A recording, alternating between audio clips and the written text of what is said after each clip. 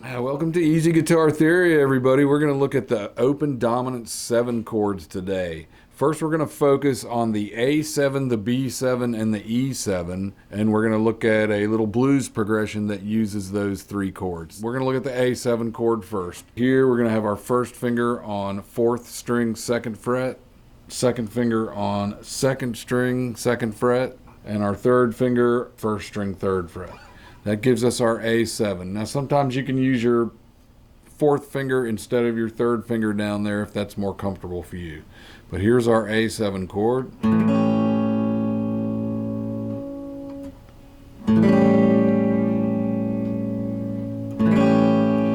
So we're going to look at the B7 chord now. We're going to put our first finger on 4th string, 1st fret. Then we're going to put our second finger on 5th string, 2nd fret, and then we're going to put our third finger on 3rd string, 2nd fret, and our 4th finger on 1st string, 2nd fret. So that's 3 fingers all on different strings, all on the same frets. And here's the B7 chord.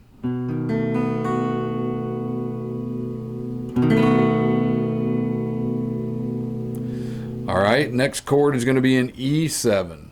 Now this brings us to, and we can talk about this on the A7 chord also. On the A7 chord, we actually have 2 added notes. The extra finger, your 3rd finger note, can actually be counted as an optional note. So you can play this chord with the 3rd finger or without the 3rd finger.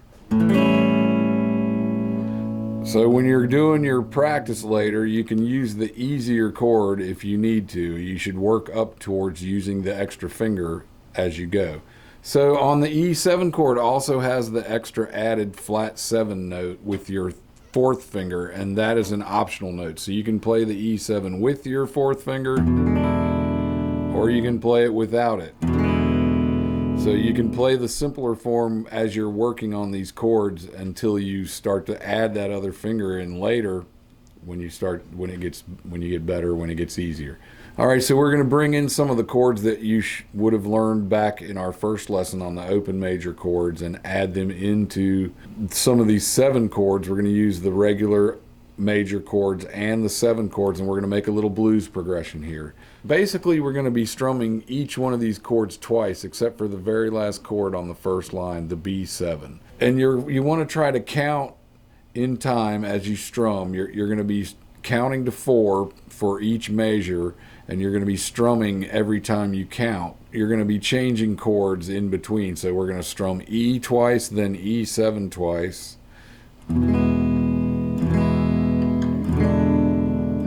Then we're going to go to A7, or A and A7, and we're going to strum each one of those twice. Then we go back to the E and the E7. Now we're going to do 4 strums on B7. Now we move down to the next line. We're going to go back to E to E7, A to A7. We're going to do E, B7, and then E 4 times. Then we start over. Now, when you first play this, you probably want to play it slowly. And let's talk about something that I really like to mention, and that's common fingers between chords. So sometimes when you're switching a chord, you may not have to take your finger off. Like if we're going from an E or an E7 to a B7 chord, here's my E. All I have to do is raise my first finger 1 string, lower my 3rd finger 1 string, and add my pinky, and there I am at my B7 chord. That was pinky 4th finger down here on 1st string, 2nd fret. Also, if I'm changing from an E chord to an A, I can bring my 2 fingers, my 2nd and 3rd fingers down 1 set of strings and then down another set of strings, and then I can bring my 1st finger up and up 1 fret, and that gives me the A chord. So those are just some common ways of changing chords where you can move quicker. You think about the next chord as you're going. Also, another recommendation is that you start this off really slow and speed it up gradually. Start off really slow and then just get a little bit faster each time you go. Now we're going to look at the three other open dominant 7 chords. We've got the C7, the D7, and the G7.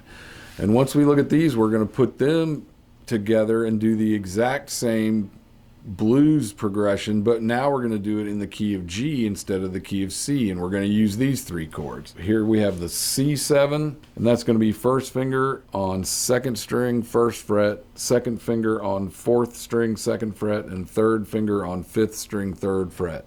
Now, that's just a C chord. So if you know your C already, you're good. You're just going to add your pinky or your 4th finger on 3rd string, 3rd fret. So to make a C7 chord, you take a C chord and you add your 4th finger on 3rd string, 3rd fret. There's a C7.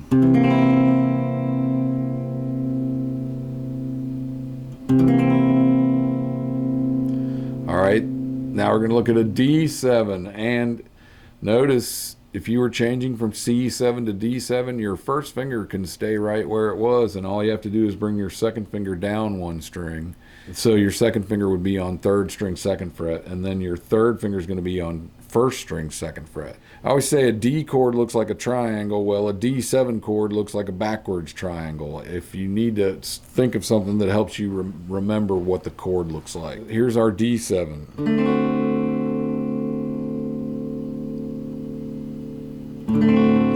You can really strum either the bottom 4 or the bottom 5. In most cases, you really just want to strum the bottom 4. All right, the next chord is a G7.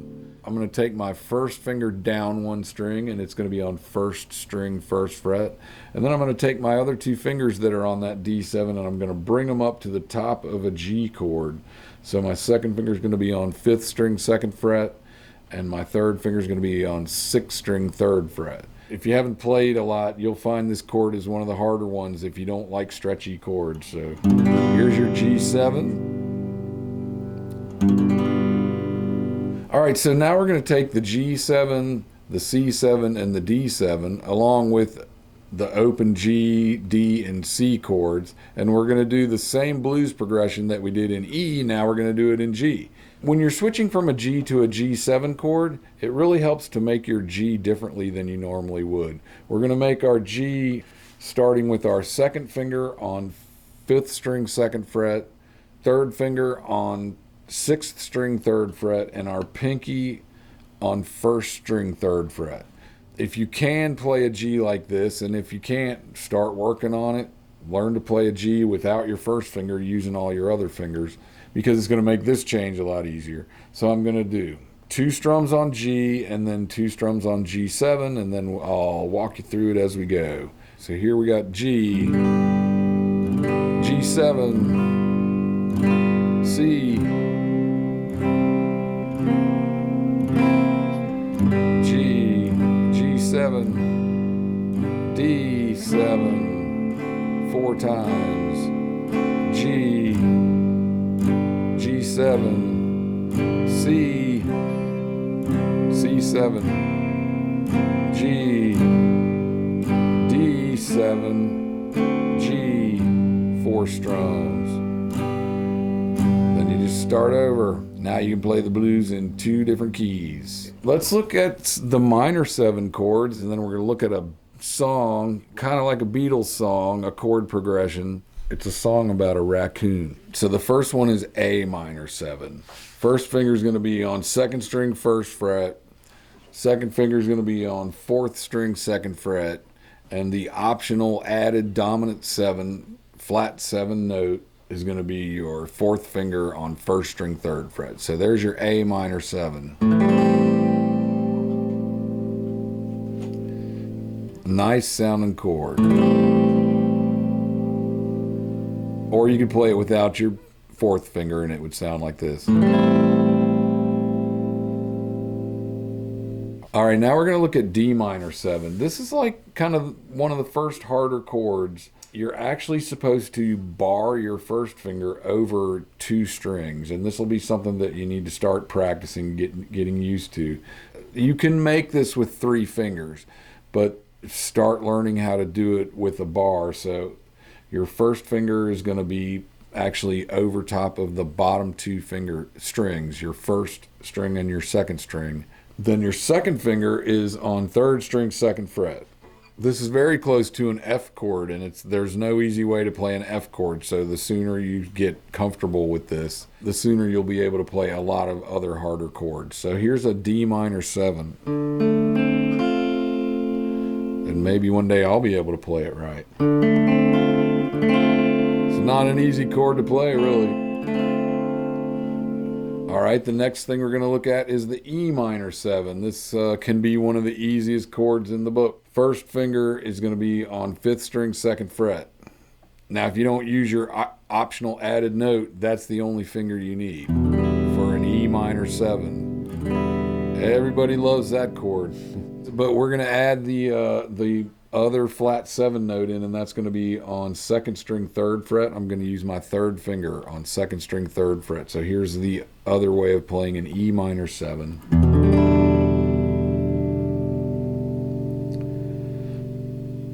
So those are the 3 minor 7s that we're going to look at today. You know what? I'll show you a B minor 7 too. First finger is going to be on 5th string, 2nd fret. Second finger is going to be on 3rd string, 2nd fret. Third finger is going to be on 1st string, 2nd fret. And 4th finger is going to be on 2nd string, 3rd fret. That's a B minor 7. It's got a lot of fingers going on. And you don't find this chord used a lot, but it's a good substitution if you don't want a bar. All right, well, now let's look at a little song by the Beatles that's a song about a raccoon. It's a cool little chord progression that uses some of these dominant 7 chords. We're going to start off with an A minor 7.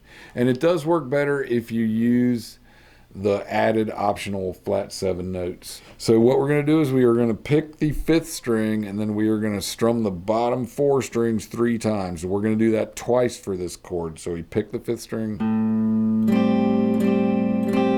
strum the bottom 3 or 4 strings 3 times. And again, we're going to do that again. Now the next chord I'm going to be playing is a D7 chord. Now, my first finger is already where it needs to be. It's on 2nd string, 1st fret. So I'm going to leave it there. I'm going to take my pinky off. I don't need it. I'm going to move my 2nd finger down 1 string to 3rd string, 2nd fret. And then I'm going to add my 3rd finger on 1st string, 2nd fret. When you have fingers that are common in your chords, you can move your chords a lot faster. So it's good to know that and be aware of that. All right, now we're going to take the D7 and we're going to pick the 4th string and strum the bottom 3 strings 3 times. We do that twice for this chord. Now we're switching to a G7 chord. What I do here is I bring my first finger down 1 string to 1st string, 1st fret. Then I just bring my other 2 fingers up to the top of a G chord, 2nd finger on 5th string, 2nd fret, 3rd finger on 6th string, 3rd fret. I got my G7 chord. I'm going to pick the 6th string, strum the bottom 5 strings 3 times. I do it twice on this chord as well. Then I'm going to switch to a C chord. This is an easy change. You go up 1 string with your first finger to 2nd string, 1st fret, and you go down 1 string with your other 2 fingers. So you're on 4th string, 2nd fret, and 5th string, 3rd fret. This one I'm only going to do once. I'm going to pick the 5th string and strum the bottom 4 strings 3 times. Now I'm going to go to a chord that we call E minor over B. That's what we call an inversion. But how I'm going to get to that chord is I'm going to raise my 2nd finger 1 string, so I'm on 5th string, 2nd fret, and I'm going to bring my 3rd finger right below that on 4th string, 2nd fret. The reason this is a inversion is because the bass note we're playing this is an E minor chord, but we're playing a B bass note. So E minor over B means an E minor chord with a B bass note. I'm going to pick the 5th string once and strum the bottom 4 strings 3 times, and I'm only doing this one once. And at that point, I'm on to the starting over, playing the first chord. So I'm going to run through it for you once, kind of slow, and then maybe we'll do a little faster.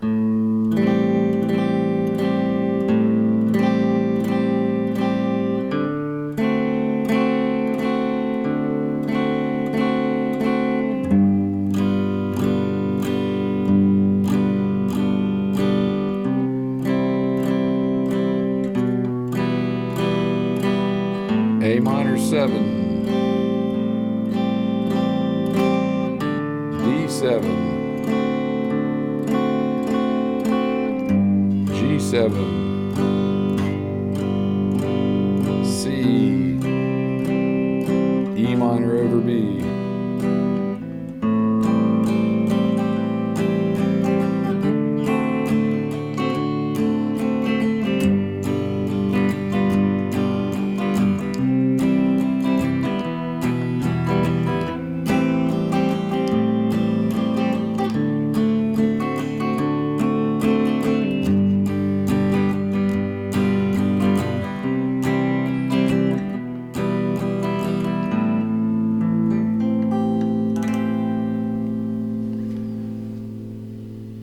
So what I did there at the end was I changed the strumming pattern up to be a little more like the original strumming pattern. So what that pattern was, what I would call is X, down, down, up, down, up.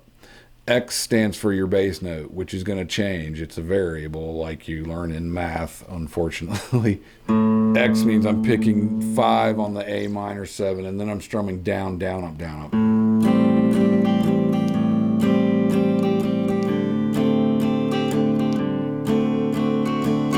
And right there, I changed the first D chord to a D7 sus4 by raising the first string note up to 3rd fret with my 4th finger.